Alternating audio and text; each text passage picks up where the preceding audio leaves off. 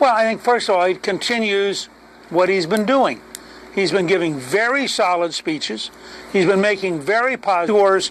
I mean, there are a lot of things that he can talk about that are positive, that bring together 80% of the country, leaving Hillary over here totally isolated.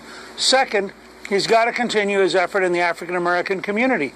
We're beginning to see genuine movement as younger African-Americans look up and go, you know, this hasn't worked. Maybe I ought to give Donald Trump a chance. Listen, if he'll continue to campaign there, he is going to have a big impact. 58% since Obama's been president increased black Americans on food stamps. 12 million more Americans on food stamps, 8 million more Americans in poverty, lowest labor participation rate since the 70s, lowest home ownership rate in 51 years, worst recovery, believe it or not, since the 40s. No president in our history has ever gone an entire presidency without a year of 3% GDP growth, except this president. And then, of course, 1 in 5 American families, not a single family member working.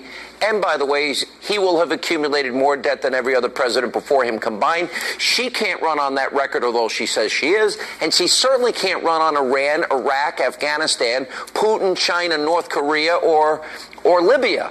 So the only thing she has left is to attack him and talk about the basket of deplorables. How should he react to that? Well, I think he ought to give a couple of speeches on what's really deplorable. What's really deplorable is an American being shot every 2 hours in Chicago. What's really deplorable is the children being cheated by the Detroit public schools. What's really deplorable is a government that's out of control. What's really deplorable is a border that's open. I mean, you can go down a list of deplorables, and I think you ought to say, let's talk. We'll take Hillary's language over here.